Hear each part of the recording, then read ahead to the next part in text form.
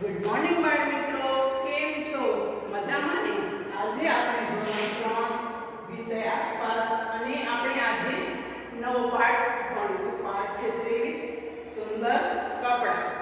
બાળ મિત્રો, આપણે સુંદર કપડાં પહેરવા તો ગમે છે ને? વાર તહેવાર, લગ્ન પ્રસંગે કે ઘરમાં આપણે વ્યવસ્થિત કપડાં પહેરીને જ રહેતા હોઈએ છીએ. હવે હું તમને પૂછું કે કપડાં બને શેમાંથી? તો પહેલા તો જુઓ કે કપાસ, હવે આપણે એમ કહીએ કે કપાસમાંથી કપડાં બને, બરાબર? તો હવે કપાસ કયા શેમાંથી થાય છે? તો સૌપ્રથમ કપાસનું વાવેતર કરવામાં આવે છે, એમાંથી છોડ બને છે. પછી જે છોડ છે એમાંથી કપાસ તૈયાર થાય છે. હવે આ કપાસનો છોડ આખો તૈયાર થાય છે ત્યારે એમાં કપાસ રૂપી તૈયાર થાય છે. હવે એમાંથી રૂ નીકળે છે. હવે રૂમાંથી શું બને છે? સૂતર, એટલે કે દોરા. હવે સૂતરમાંથી દોરાનું જે છે એનું કામ કરી અને કાપડ તૈયાર થાય છે. હવે જે આ કાપડ તૈયાર થાય છે એ અલગ અલગ કલર, એટલે કે વિવિધ રંગોથી તૈયાર થાય છે. હવે એ બધાના કલરની પસંદગી અલગ અલગ હોય છે, એટલે કે વિવિધ પ્રકારના રંગોથી કાપડ તૈયાર થાય છે. હવે બીજું કે તમને એમ થશે કે દરેક વસ્તુ એક જ સુતરાઉ કાપડમાંથી બને છે, તો કે ના.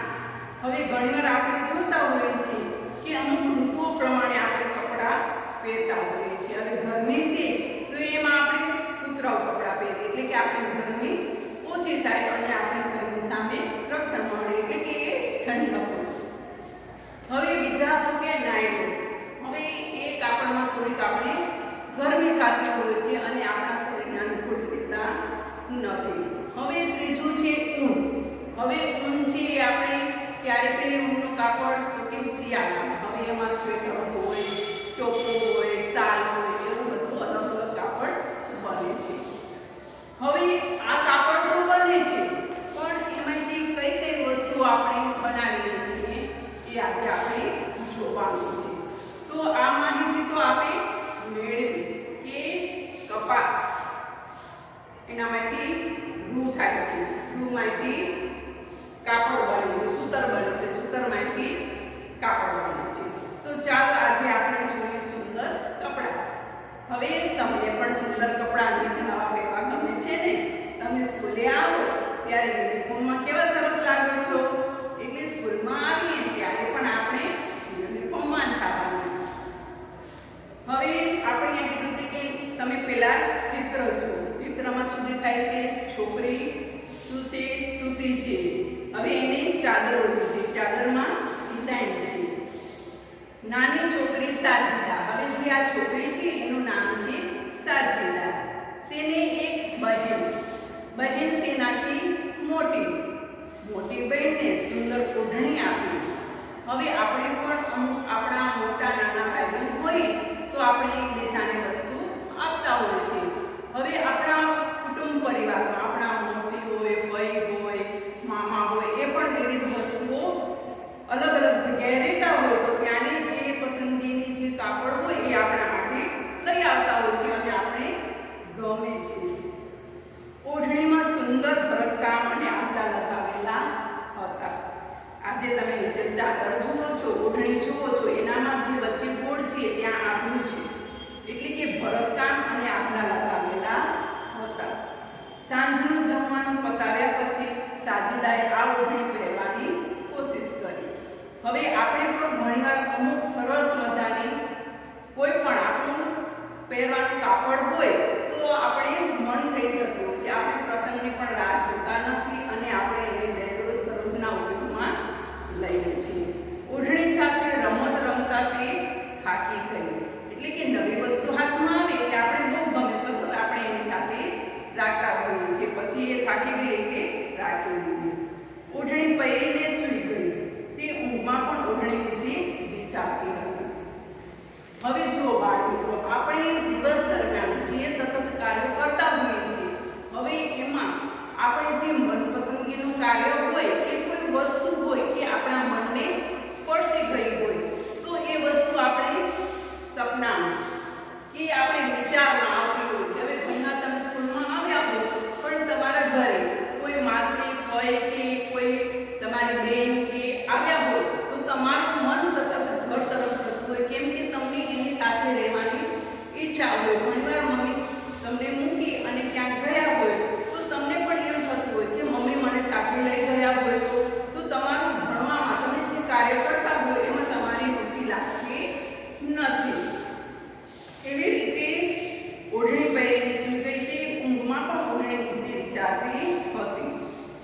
સુંદર ઓઢણી કેવી રીતે બનાવવામાં આવી હશે એવું તે વિચારતી હશે કે જે આ ઓઢણી આવી સરસ મજાની છે, એમાં આંબલા જોડેલા છે, ઊનના દોરાથી કામ કરેલું છે, કેવી રીતે બનાવી હશે.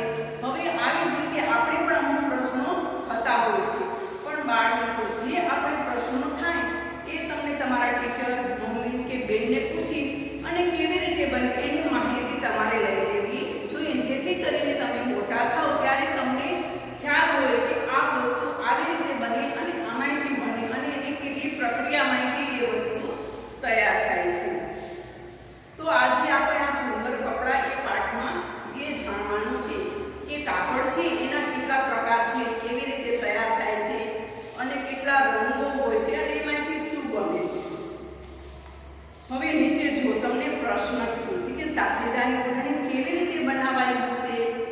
તો શું છે, સાજેદાની ઓઢણી કારીગરોએ એમ્બ્રોઇડરી મશીન દ્વારા કાપડ પર છાપકામ કરી ભરત અને આંકડા લગાવી બનાવી હશે. એટલે કે જે શાલ છે એને બનાવવાનું મશીન આવે છે, એ મશીન દ્વારા એનામાં પેલી છાપણી કરવામાં આવી હશે, પછી એમ્બ્રોઇડરી બનાવવામાં આવી હશે. હવે એ છાપકામ ઉપર હોય પછી આપણે એમાં ભરત ભરવાનું આવે છે, એટલે કે આંકડા મૂકી.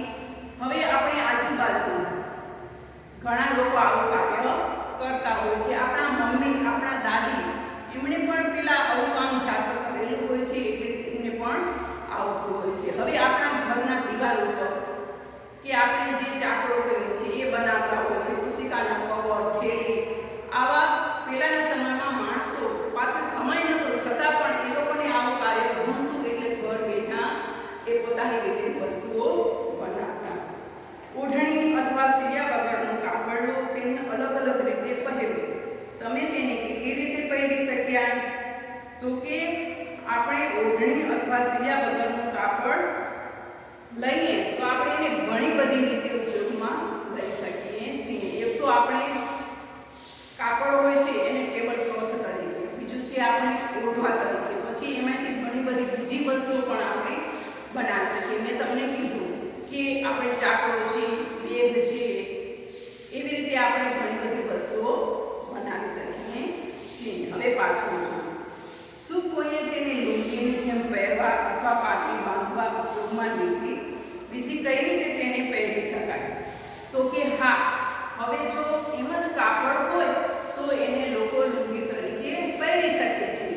અને આપણા પંજાબી લોકો, અમુક લોકોના પહેરાશ હોય છે કે જે જબ્બો અને નીચે ધોતી પહેરતા હોય છે, એ પણ એ જે કાપડ છે એને લુંગી તરીકે કે ધોતી તરીકે પહેરી શકે છે. હવે બીજું છે પાગ. તો કે આજના અમુક જાતિ હોય છે એ લોકો માથે પાગ બાંધતા હોય છે, એનું કાપડ જ હોય છે, એમાંથી એ પાગ બાંધવાની રચના થતી હોય છે. હવે આજે આપણે ઘણા આપણા લગ્ન પ્રસંગે, ધાર્મિક પ્રસંગે ઘણા બધા માથા ઉપર પાઘડી બાંધે છે, એવા રિવાજ છે. એટલે કે એ વસ્તુ છે એ ઘણી રીતે ઉપયોગમાં લઈ શકાય છે. હવે ઘરમાં કોઈ પણ કપડાં જુઓ, તેમની એની રચનામાં, તેના રંગમાં, તેની ભાતમાં શું ભેદ લાગે છે તે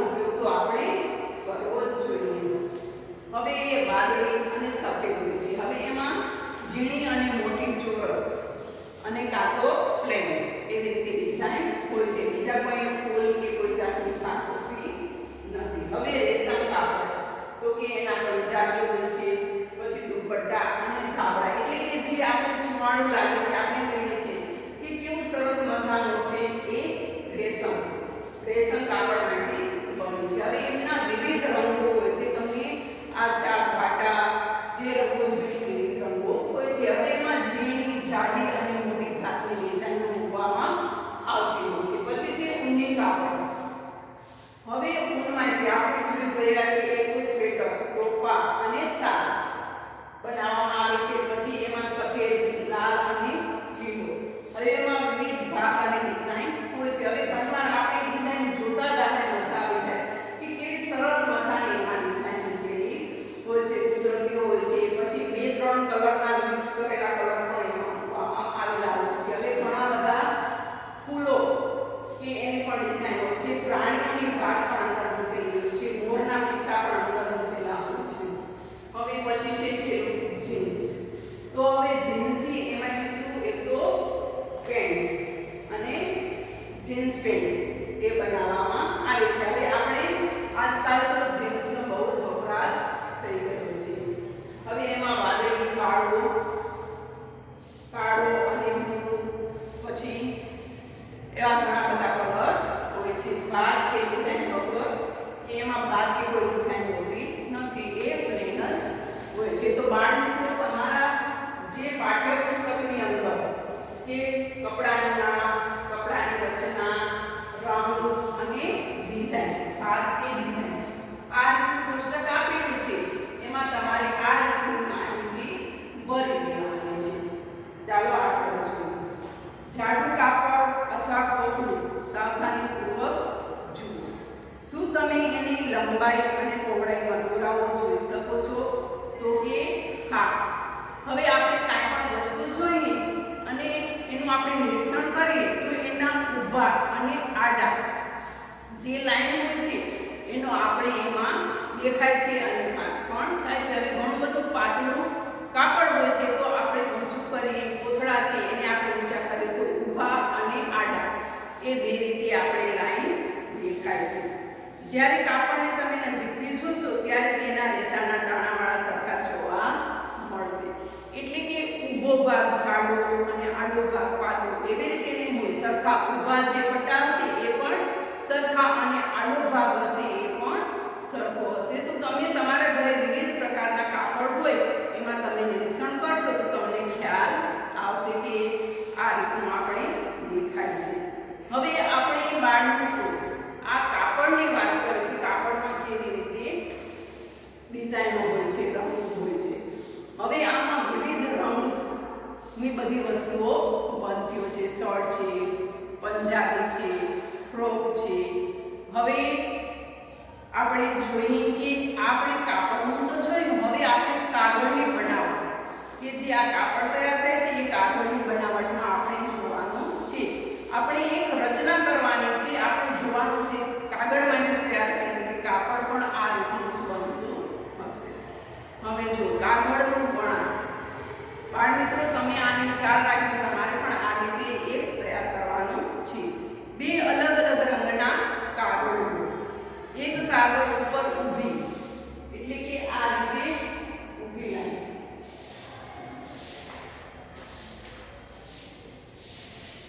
એક કાગળ ઉપર ઊભી અને બીજા કાગળ ઉપર આડી રેખાઓ બનાવો. એટલે કે તમારે બે કાગળ લેવાના છે. સરખા કાગળ, ચોરસ હોય, લંબચોરસ હોય એ રીતનું. હવે એમાં ઊભી પેલા લાઈન લેવાની છે અને બીજા કાગળમાં એક કાગળમાં ને બીજા કાગળમાં બે કાગળ લેવાના છે અને બીજા કાગળમાં આડી રેખાઓ બનાવવાની છે. હવે બંને કાગળ નિશાન કરેલ રેખા સુધી કાપો. એટલે કે આખું નથી કાપી દેવાનું. પેલી ઊભી પટ્ટી આપણે આડા કરીએ ત્યારે ઊભી પટ્ટી રાખવાની છે અને ઊભા કરીએ ત્યારે ઉપર પટ્ટી ઊભી રાખવાની છે. તમે નીચે ચિત્રમાં જોશો તો તમને દેખાશે. પટ્ટીઓ સંપૂર્ણપણે જુદી થવી ના જોઈએ. ચિત્રમાં બતાવ્યા પ્રમાણે એક કાગળને બીજા કાગળ પર તેની ધાર પ્રમાણે ગોઠવો. ધારો યોગ્ય રીતે ચોંટાડી દો. એટલે કે તેની જે જે સાઈડમાં જે છે એને પેલું એક કાગળ હોય એનામાં પટાવતું જવાનું અને આપણે ગોઠવતું જવાનું, પછી છેલ્લે એક બીજી પટ્ટી લઈ અને એને જોડી દેવાની છે. હવે પટ્ટીઓની ચટાઈ બનાવવા કાગળને ગોઠવો. ચટાઈના છેડા ઉપર પટ્ટી અથવા કાગળની ધાર બનાવો જેથી ચટાઈ ખુલ્લી ના જાય. હવે બાળમિત્રો તમે તમારા પાઠ્યપુસ્તકમાં જોઈ શકશો તમને એ કાગળની બનાવટનું આપ્યું છે એ તમને બનાવવાનો છે. હવે એમાં તમને અલગ અલગ કલર લેવાના છે. તમે એક અલગ કલરનું અને બીજું છે બીજા કલરનું, તમે પીળું લો ગુલાબી લો એવી રીતે બે કલરના લઈ અને બનાવશો તો સરસ મજાનો ભાત ઉપજશે. હવે કાપડ ઉપર છાપકામ કરો. હવે આપણે પહેલા ચિત્રકામમાં શીખી ગયા છીએ. હવે આપણે આ કાપડ ઉપર છાપકામ કરવાનું છે. એટલે કે સરસ મજાનું ચોરસ પ્લેન જે રૂમાલ હોય કે કાપડનો ટુકડો હોય એ લેવાનું છે. પાઠ 1 પરિમાં તમે ફૂલોની રચના અને કાપડ ઉપર બનાવેલા પર્ણો જોયા. એટલે કે આપણે કાપડ ઉપર પાનની જે ડિઝાઇનો છે, ફૂલોની જે ડિઝાઇન છે એ આપણે 1 પરી પાઠ ભણ્યા ત્યારે આપણે જોઈ ગયા અને ભણી ગયા. શાકભાજી કાપીને તમે પણ તેના ઉપયોગથી આવી રચના બનાવી શકો છો. હવે બાજુમાં જુઓ તમને આપેલું છે. હવે કોઈ પણ તમે શાકભાજી લો અને વિવિધ કલર મૂકી દેવાના. એટલે કે વિવિધ કલરથી તમે એક વસ્તુનો ઉપયોગ કરી અને એનો ફૂલ કે ગમે એ તમે એમાંથી બનાવી શકો. એવું જ નથી કે તમારે લાઈનમાં ગોઠવતું જવાનું. તમારે અલગ અલગ તમારા વિચાર પ્રમાણે એની રચના ફૂલની કે રચના કરવાની છે. ફલાવર અથવા ભીંડા કાપો. કાપેલા ભાગ ઉપર રંગ લગાવો અને કાગળ અથવા કાપડના ટુકડા પર તમારી પોતાની રચના બનાવો. એટલે કે તમને પોતાને ખ્યાલ આવવો જોઈએ કે મારે શું બનાવવું છે. હવે ઘણીવાર આપણે વિચાર્યું ન હોય પણ આપણે કામની શરૂઆત કરી ત્યારે એક જગ્યાએ જો આપણે ચિત્રનું કોઈ પણ કલરનું આપણે ડિઝાઇન કરીએ તો પછી આપણે પોતાને પણ કેટલા અલગ અલગ આપણે વિચાર એટલે કે આઈડિયા આવે છે અને કાંઈક નવી જ વસ્તુની રચના થાય છે. તો બાળમિત્રો તમારે એ કરી દેવાનું છે. હવે નીચે કીધું છે કે રંગ પૂરો વિવિધ ફળ વડે છાપકામ કરો. એટલે કે તમે તમારા ઘરે કોઈ પણ ફળ ઉપલબ્ધ હોય એને કાપી અને પછી તમારે અહીંયા છાપકામ કરવાનું છે. એ તમારા પાઠ્યપુસ્તકમાં આપેલું છે. હવે આજે આપણે કેવું સુંદર કપડા વિશે સમજી ગયા. તો બાળમિત્રો મજા આવે ને? તો તમે જે આ તમારા પાઠ્યપુસ્તકમાં જે લખવાનું જે જગ્યા આપી છે એમાં તમારે લખીને ભરી દેવાનું છે અને કાગળની આ પ્રવૃત્તિ છે એ તમારે કરવાની છે, છાપકામ કરવાનું છે. તો એ તમે કરી અને તમારી પાસે એ પ્રવૃત્તિ રાખીશું. જ્યારે આપણે મળશું ત્યારે આપણે બધા બાળકોની પ્રવૃત્તિ જોશું ને? અસ્તુ.